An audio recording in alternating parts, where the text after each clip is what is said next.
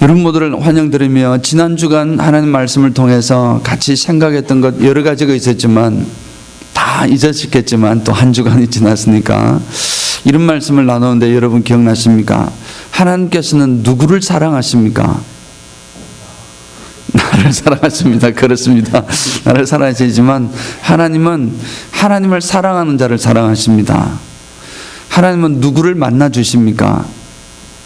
하나님께 다가오는 자를 하나님께서 만나 주시는 것입니다. 하나님을 부르는 사람, 여호와의 이름을 부르는 사람이 곧 여호와의 부름을 받는 사람이 되는 것입니다. 그러므로 우리는 삶을 통해서 하나님을 만나고 싶습니다, 하나님 응답 받고 싶습니다 하면은 하나님께 나아가야 될 줄 믿습니다. 그러면 하나님께서 그를 통하여 만나 주시는 것입니다. 물론 사실은 우리가 하나님께 다가간 것처럼 보이지만 사실은 하나님께서 우리를 마음으로 이미 먼저 오신 것입니다. 하나님께서 우리를 만나주시는, 다가오시는 방법이 우리가 하나님을 간절히 찾는 그런 모습으로 나타나는 것입니다. 오늘 말씀을 통해서 하나님의 은혜를 같이 나누기를 원하는데 여러분 잘 아시는 한국의 TV쇼 중에 김병만의 정글의 법칙, 아이고 죄송합니다. 김병만의 정글의 법칙이라는 이런 한국의 TV쇼가 있습니다. 여러분 아마 워낙 유명을 해서 아마 미국에 계셔도 상당히 많은 사람들이 알고 계실 텐데 이 정글의 법칙이라는 이 TV쇼는 한 6명에서 8명 정도의 연예인들이 이제 세계 곳곳 정말 아프리카든지 오세아니아든지 어느 지역이든 정말 아프리카 같은 오지로 들어가서 밀림 속에 들어가서 한 일주일인지 이렇게 생존을 하는 것입니다. 최소한의 도구를 가지고 생존을 하는 그 모습을 그대로 담아 가지고 아름다운 영상으로 이제 보여주고 있는 그런 프로그램입니다. 그런데 그들의 이제 일과를 보면 참 원시 시대의 모습도 많이 볼 수 있습니다. 불도 그냥 성냥을 가지고 하는 것이 아니라 불을 어떻게 나무를 해가지고 이렇게 막 해서 결국 불을 만들어내는 아주 그런 모습도 보고 하여튼 그런 프로그램인데 그들의 하루 일과가 있습니다. 그들의 하루 일과 중에서 가장 많은 부분을 차지하는 것이 무엇일까요? 뭐 하겠습니까? 그분들이 밀림 속에 들어가서 먹을 걸 찾는 것입니다.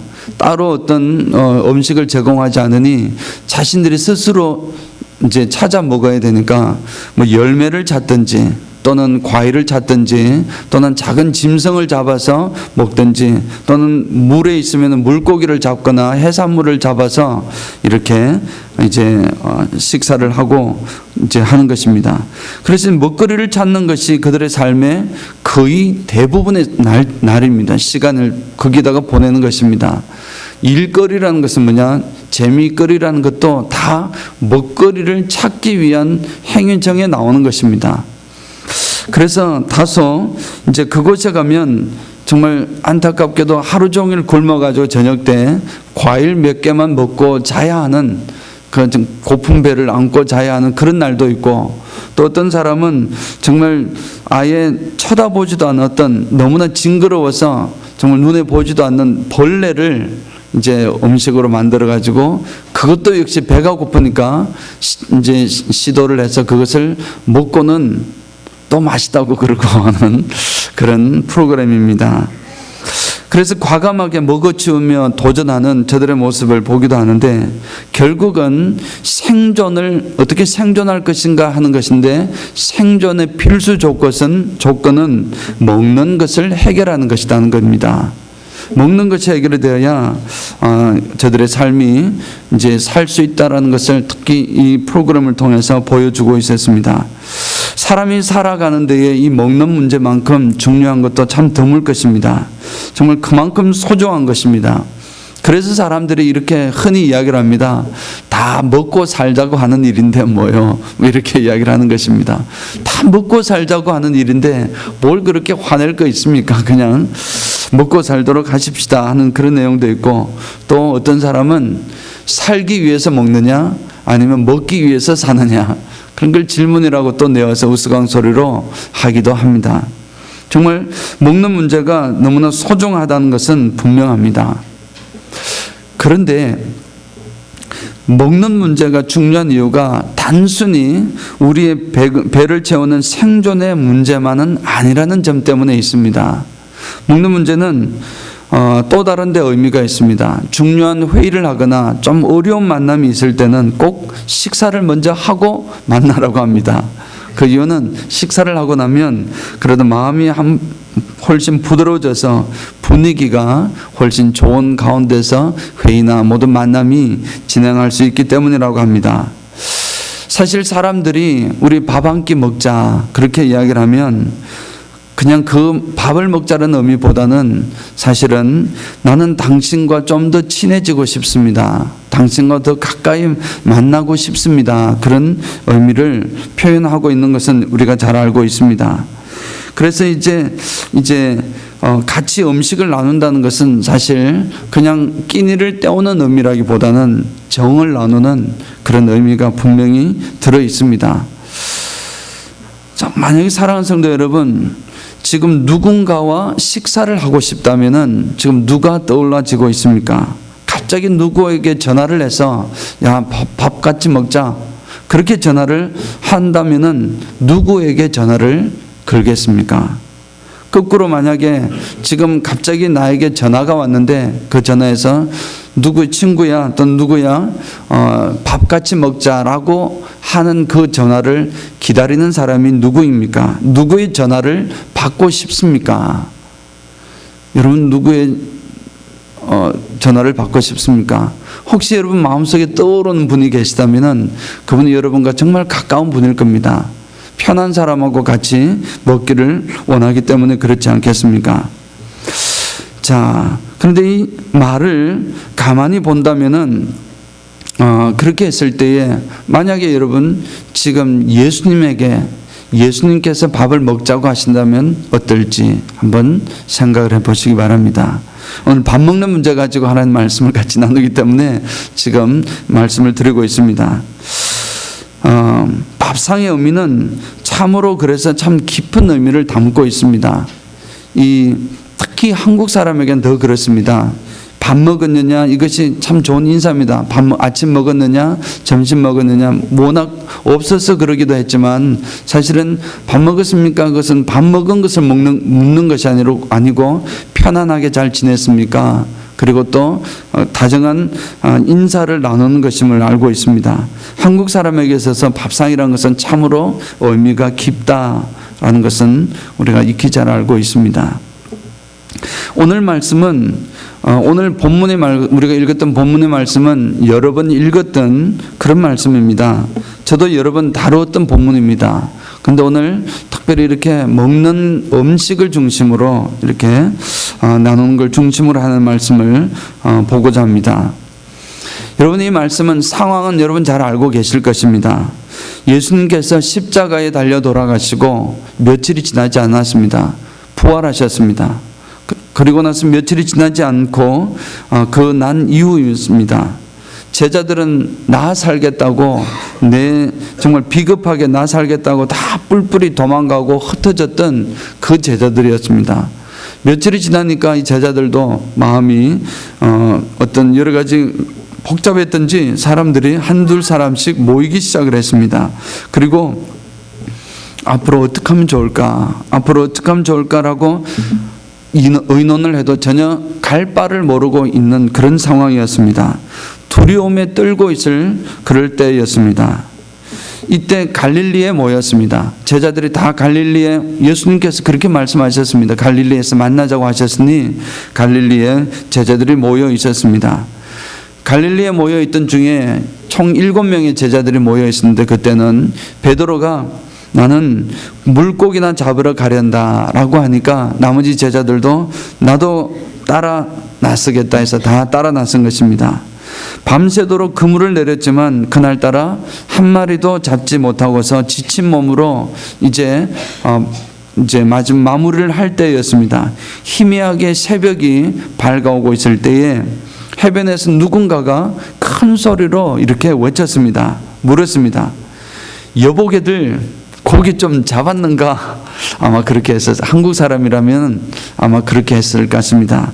제가 얘들아, 성경에 보면 얘들아로 되어 있고 영어로는 children 이렇게 되어 있어서 과연 정말 그렇게 했을까 싶어서 제가 원어를 찾아보고 또 그 내용을 찾아보니까 정말 예수님하고 별로 나이도 차이 나지도 않고 제자들하고, 그래서 애들을 부를 때 그렇게 불렀을까 싶어서 찾아보고 확인을 보니까 정말 이 자녀를 부를 때처럼 그렇게 예수님께서 그렇게 부르셨습니다.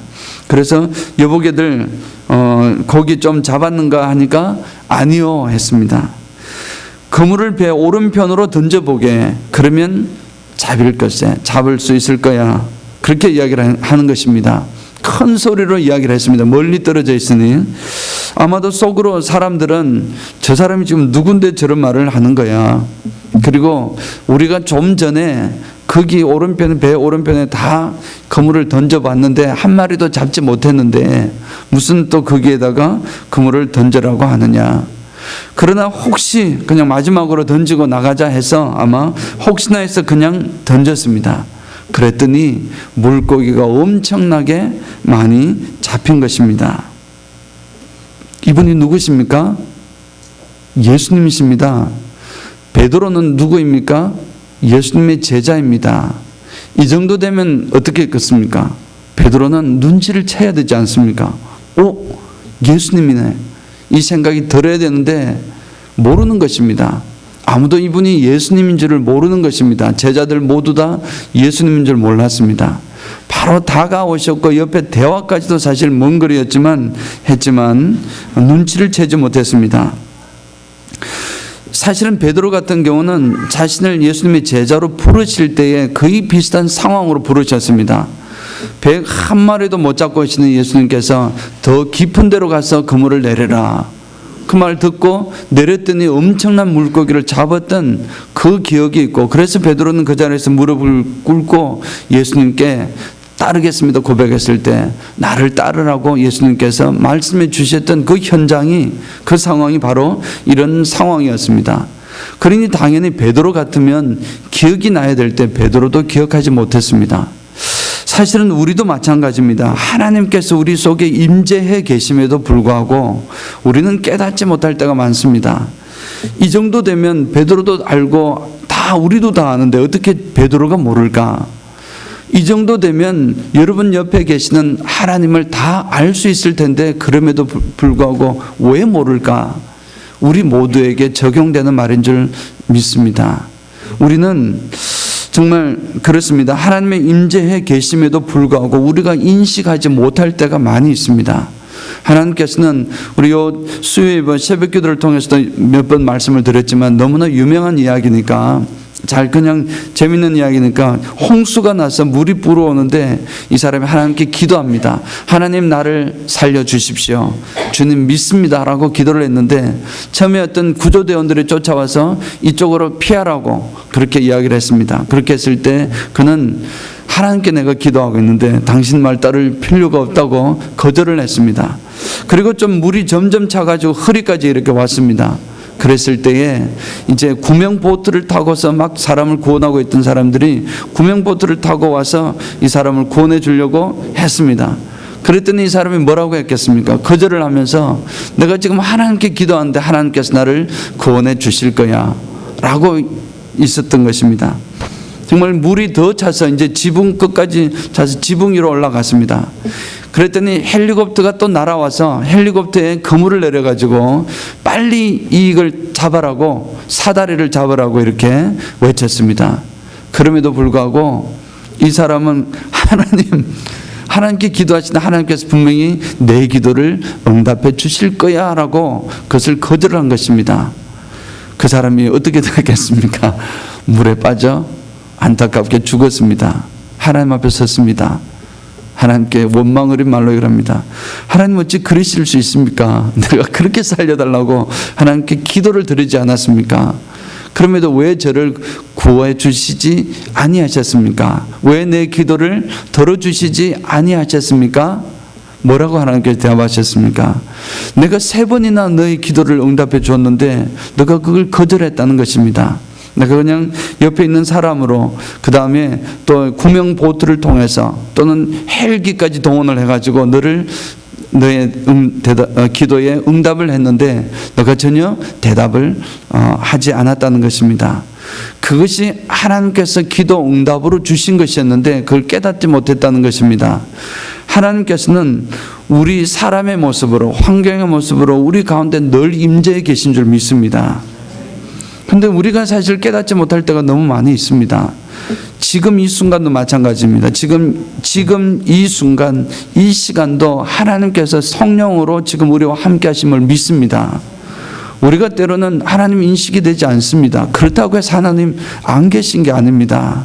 그 하나님을 존중해 드려야 되고 그 하나님을 높여 드려야 되고 그 하나님께 감사하는 마음으로 존재해야 될 줄 믿습니다.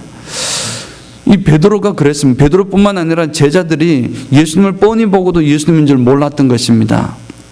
그런 상황으로 있는 때에 정말 한 똑똑한 사람이 한 사람이 있었습니다. 어떤 사람이냐면 바로 예수님의 제자 중에 요한이라는 젊고 아주 영성이 뛰어나고 좀 머리가 잘 돌아가는 분이 있었는데 이 사도 요한입니다. 사도 요한이 이제 제자 요한이 예수님을 바라보고서 이 베드로를 보고서 주님이시다 그렇게 외친 것입니다. 주님이시다 그렇게 외치니까 이 베드로가 그 말을 듣자마자 윗옷을 벗고 있다가 겉옷을 입고서 바로 물속으로 뛰어들어갔습니다. 어디를 갔겠습니까? 예수님을 만나러 간 것입니다. 예수님이란 말을 듣고 바로 그냥 행동이 나왔던 것입니다. 젊은 이 요한의 눈이 좋아서였든지 영성이 좋았든지 알았던 것입니다. 근데 이 말을 듣고 베드로는 먼저 뛰어서 물속으로 뛰어들어갔습니다. 참 베드로 같은 믿음은 참 좋은 믿음인 것 같습니다. 우리에게도 이런 믿음이 참 필요합니다. 무슨 일을 할 때에 물론 판단하고 주의롭게 정말 결정을 해야 될 일이지만 그러나 주님이라는 것이 확실하다면은 주님이란 말씀이 확실하다면은 무엇을 판단하고 생각하고 이 어떤 결을도 없이 그 주님이란 말 자체에 그냥 행동이 나온 것입니다. 하나님을 향해서 뛰어드는 것입니다. 이런 신앙이 참으로 우리는 필요한 시대입니다. 너무 많이 재는 것입니다. 이리 재고 저리 재고 또 재보고 이리 재고 그것이 아니라 하나님 앞에 온전히 내던지는 것입니다. 이 베드로의 모습은 물론 주님이시다 이 말씀을 들었을 때에 베드로는 분명히 순간적으로 과거에 주님 그 물고기를 잡게 하셨던 그 주님을 기억했을 것입니다. 그리고 어렴풋이는 알고 있었을 것입니다. 지금 대화하는 분이 누굴까 하면서도 주님이 아닐까 하는 생각이 있었을 것입니다. 요한이 주님이다 하니 확신을 가지고 뛰어든 것입니다.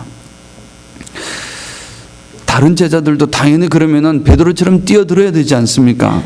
그런데 안타깝게도 아무도 뛰어들지 않았습니다.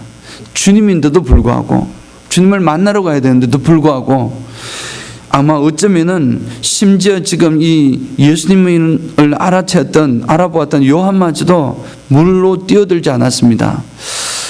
그들은 아마도 어찌 보면 방금 잡았던 그 수많은 물고기를 보호해야 되기 때문에 이 물고기를 다 버리고 가버리면 다 또 놓쳐버릴 수도 있을지 모르겠습니다.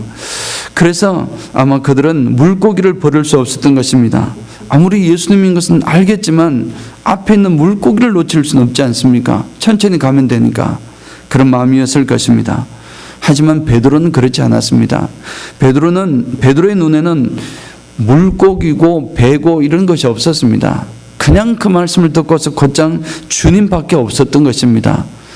주님이 나의 전부이십니다. 주님이 나의 모든 것입니다.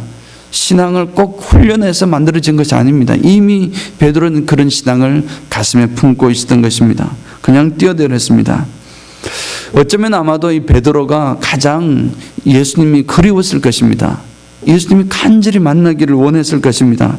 그토록 사랑했던 주님이었지만 그토록 주님을 따르겠다고 장담했지만 자신이 여지없이 무너지고만 초라한 자신의 모습 때문에 감히 주님 앞에 실패한 모습으로 서기가 너무나 부끄러웠지만 그럼에도 불구하고 주님 앞에 주님이 보고 싶었던 것입니다. 그래서 그는 즉각적으로 뛰어들었습니다. 아마도 물가에 나온 베드로는 아마 가장 먼저 도착을 안 했겠습니까? 도착했던 베드로가 이제 예수님이 저만치 있을 것이고 이렇게 했을 때에 감히 예수님께 가까이 다가가지도 못했을 것 같습니다. 그리고 아마 어정쩡하게 그냥 고개 푹 숙이고 고개를 들지 못하고 이래 있었을지도 모르겠습니다. 성경은 이 부분을 그냥 말씀이 표현되어 있지 않습니다. 그 순간적으로 그때에 배를 타고서 다른 제자들이 해변가로 이렇게 나왔습니다. 이곳에는 이미 우리 주님께서 밥상을 차려 놓으셨습니다. 따스한 온기로 숯불이 있었고 새벽녘이니까 가장 추울 때입니다. 여러분 아시다시피 새벽 기도할 때 우리 5시, 6시 사이가 가장 추울 때입니다. 하루의 날씨 중에서. 그렇게 아마 그때쯤일 것 같습니다. 추우니까 숯불이 있고 그 숯불 위에 이제 생선이 굽혀가고 있었습니다. 생선 굽는 냄새 얼마나 맛있습니까, 여러분? 생선 너무너무 이 굽는 냄새 좋습니다. 여러분 생선 냄새가 나지 않습니까? 생선 향기가 막 울려 퍼지면서 그 옆에 빵도 있었습니다. 예수님께서 이제 조심조심해서 이렇게 불도 차려놓고 이렇게 빵을 굽고 계신 것입니다. 이 생선을 굽고 계셨던 것입니다. 조촐하지만 아주 정성스러운 식탁을, 밥상을 예수님께서, 주님께서 제자들을 위해서 준비하고 계셨던 것입니다. 물론 평상시에 예수님께서 3년 동안 다니실 때는 그러진 않으셨을 것입니다. 예수님이 준비하실 때도 있었겠지만 대부분 예수님 일행을 수종하는 또 여인들과 많은 사람들이 따라다녔습니다. 그래서 이런 준비를 했겠지만 예수님께서는 이 제자들을 회복시키려고 이런 정성스러운 밥상을 준비하신 것입니다. 그리고 주님께서 지금 잡아온 것을 가져와라 하셨습니다. 지금 잡아온 것을 풍성한 결실을 얻었던 결실을 확인시키시려고 이제 153마리라는 것이 이제 큰 것으로 153마리라는 것을 확인시키시려고 이렇게 예수님께서 그렇게 말씀하셨던 것입니다. 그리고 사실 계속해서 어정쩡하게 있었던 베드로에게 할 일을 주셨던 것입니다. 또 그 말이 떨어지자마자 베드로는 급하게 그들에게 베드로 가서 그 그물을 같이 들어 올려서 그물을 이제 틀어내었습니다. 153마리였던 것입니다. 그리고 그 중에 몇 마리는 아까 그 숯불에다가 더 구웠을 것입니다. 더 풍성한 밥상이 되도록 이렇게 준비를 하신 것입니다. 이 고기가 굽혀지는 동안 제자들은 정말 꿀먹은 벙어리처럼 아무 말도 하지 못했습니다. 바로 이분이 주님이신 것을 알았습니다. 이제 다 알았습니다. 그럼에도 입을 열지 못했습니다. 어쩌면 할 말이 없었습니다. 할 입이 없었던 것입니다. 쥐구멍이라도 숨고 싶은 그런 마음이 있었을 것입니다. 완전히 실패하여 나락에 떨어진 자신의 부끄러운 모습, 그런 모습이 낱낱이 드러나는 것 같았습니다. 그럴 때에 우리 주님께서 뭐라고 하셨습니까? 우리 성경 12절을 잠깐 보겠습니다. 우리 보았던 성경 12절 앞부분만 잠깐 보겠습니다. 한번 읽어보겠습니다. 앞부분만. 예수께서 이르시되 와서 조반을 먹으라 하시니, 밥 먹자. 예수님께서 이제 와서 밥 먹자, 밥을 먹자라는 것입니다. 그렇게 하시면서 그것으로 끝난 것이 아니라 주변에 앉았던 제자들에게 빵을 이렇게 나누어 주시는 것입니다. 빵도 나누어 주시고 고기도 아마 떼어서 이렇게 나누어 주셨습니다. 주님께서는 죄책감 때문에 괴로워하는 제자들, 그 제자들에게 식탁의 자리로 초청을 하셨습니다. 부끄럽고 쑥스러워서 얼굴도 들지 못하고 멀리 서서 다가오지도 못하는 제자들에게 예수님께서는 밥상 공동체를 형성하기 위해서 다시 한번 만남의 자리를 만드시면서 초청을 하신 것입니다. 초청을 하신 것입니다. 아마도 예수님께서는 손수장만하신 따뜻한 밥상으로 초청을 하신 것입니다.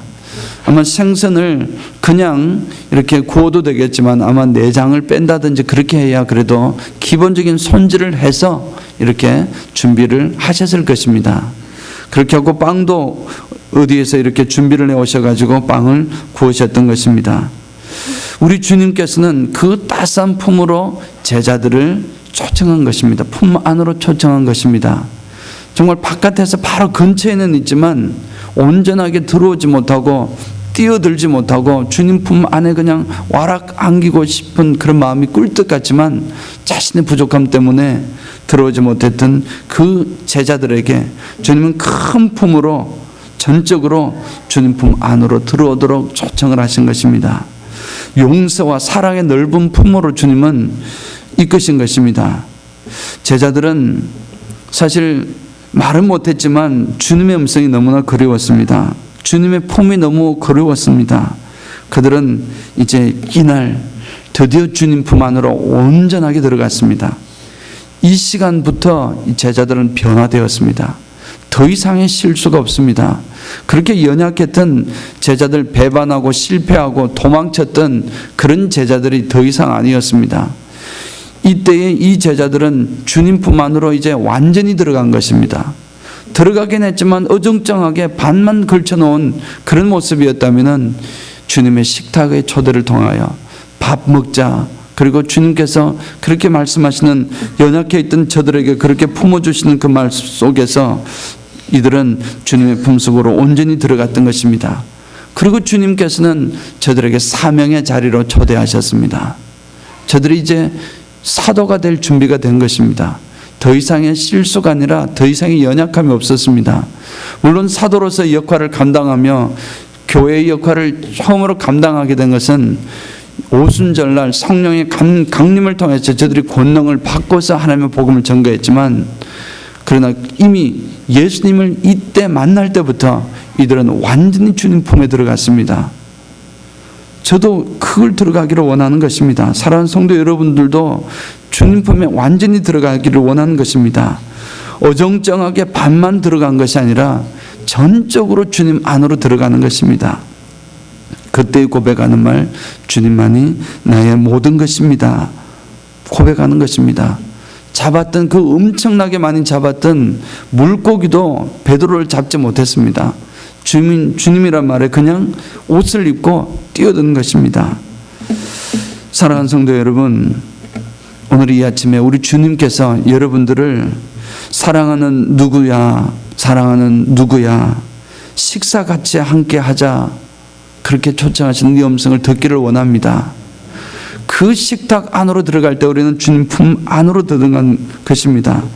혹시 이 초청을 들으시고 평상시 주님과 사이가 가깝지 못했던 사람들은 좀 불편할 수 있을 것이다 생각이 드시겠지만, 그러나 주님과 더 친해질 수 있는 절호의 찬스입니다. 주님의 품은 넓고 따뜻합니다. 우리의 어떤 허물조차도 무르시지 않습니다. 다 아시지만 베드로, 너는 정말 그럴 줄 몰랐다. 딴 사람들은 몰라도 너는 그럴 줄 몰랐다. 요한아, 너는 정말 어떻게 그럴 수가 있냐. 그렇게 내 품속에서 있더니 어떻게 그럴 수가 있느냐. 그때 왜 다 도망갔느냐. 질문하지 않으셨습니다. 우리 주님께서는 저들의 연약함을 아시고 저들의 부족함을 아시면서도 허물조차도 물으시지도 아니하시고 저들을 품으시면서 그냥 밥 먹자, 저밥 먹자 라는 말씀으로 회복시키며 우리 두 발을 주님께서 벌려주시던 것입니다.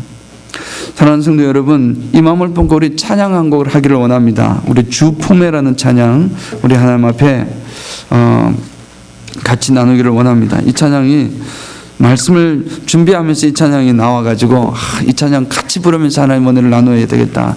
예, 전주를 부탁드리겠습니다. 가사를 생각하시면서 주님 품 안에 들어가는 그 마음을 가지고 찬양을 드리겠습니다. 조금만 천천히 하겠습니다. 주 품에 품으소서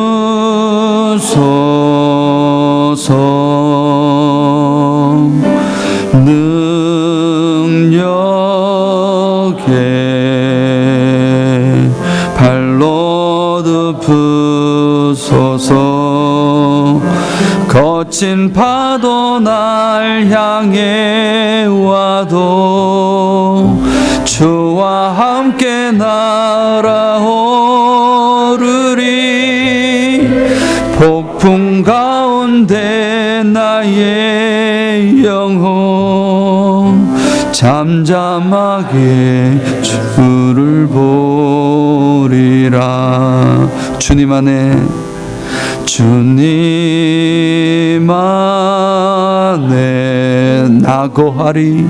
나거하리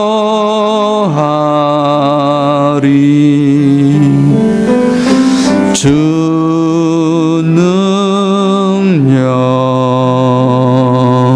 나 잠잠히 믿네. 거친 파도 날 향해 와도 주와 함께 날아오르리. 폭풍 가운데 나의 영혼 잠잠하게 주를 보리라.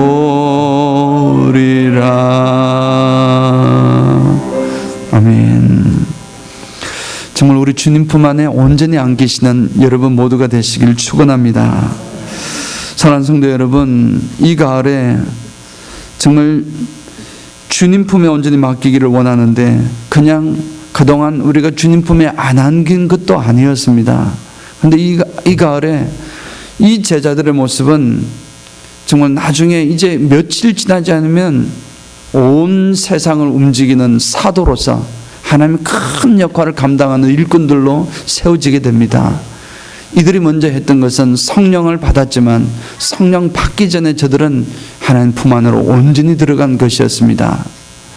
이 가을은 풍성함을 뜻하고 있습니다. 풍성한 결실과 풍성한 열매를 우리는 많이 거두어야 할 것입니다. 우리 교회도 마찬가지입니다. 은혜와 평강교회도 우리 주님께서 풍성함으로 채워주실 것을 분명히 믿습니다. 그 일을 이루기 위해서 우리가 가져야 될 것은 온전히 주님 안에 들어가는 것입니다. 어정쩡하게 한 발은 이쪽 한 발은 저쪽이 아니라 반쯤 들어가는 것이 아니라 재고 들어가는 것이 아니라 하나님 품 안으로 그냥 쑥 들어가는 것입니다. 그때에 우리 주님께서는 온전히 주님 우리를 책임져 주십니다. 우리를 이끌어 주십니다. 우리를 주님의 크신 사랑으로 함께하여 주십니다. 우리가 실패했든지 그 어떤 상황이라 할지라도 걱정거리가 있다 할지라도 내일을 기약하지 못하는 상황이라 할지라도 우리 주님 품 안에 들어가시기를 축원합니다. 그리고 이렇게 꼭 고백하시기를 원합니다. 주님이 나의 전부이십니다. 주님이 나의 전부이십니다. 이 고백을 나누시고 이렇게 주님 품으로 온전히 안기시는 여러분 모두가 되시길 정말 주님의 이름으로 간절히 축원드립니다. 아멘.